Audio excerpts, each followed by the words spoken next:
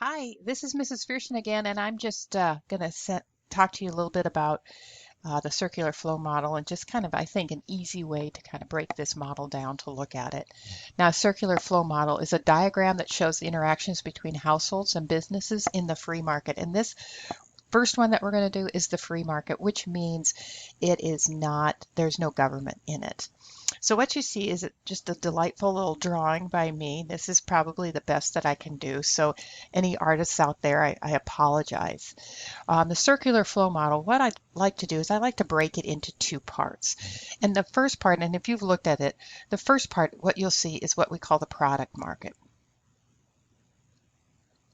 And these are products. These are like goods and services. So these are things that we would go out and buy. So they might be shoes.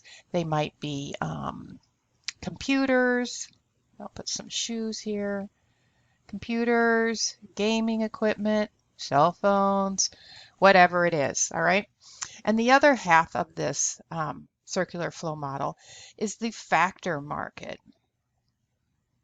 And that should sound familiar. That's factors of production, which is what? That is land, labor, boy, my handwriting is bad, and capital and entrepreneurship. Whoa. Okay.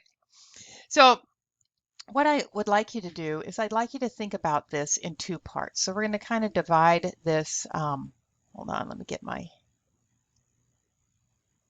We're going to divide this chart into two areas, into two parts. So I'm just going to kind of put a little dashed line here. All right. And the first thing we're going to look at is the product market. All right. So we have two things. We have households and we have firms. Now households have money, and so we're going to use green. So households go into the product market. They take their money, all right, and they want to buy stuff. And where is the stuff? The stuff is in the businesses, all right. So we take our money to the businesses, let's say Best Buy, and in return, we give them money. And in return, what do we get? We get goods and services, all right. We get our shoes, we get our computers, we go home, and we're super happy. All right, let's look at the factor market. So households, what is the factor market? The factor market includes land, labor, capital, and entrepreneurship. And as households, we own these. What we can probably identify is the labor. So we take our labor into the factor market. We take it to the firms and businesses. We give it to them, or do we give it to them? We do not give it to them. We have this agreement is that we will give you our labor, and in return, you will give us money.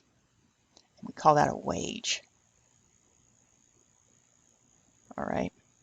So in the factor market, the households bring their land, labor, capital, and they sell it to firms.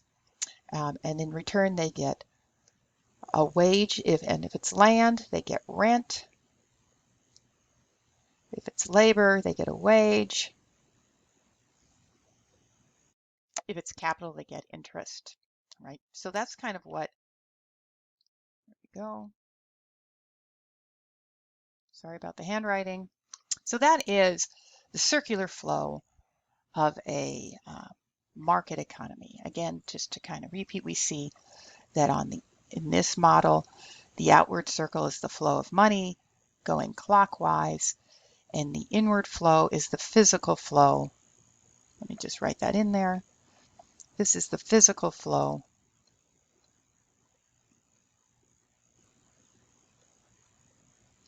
of land, labor, and capital in the factor market, and of goods and services in the product market. All right, I hope that helps.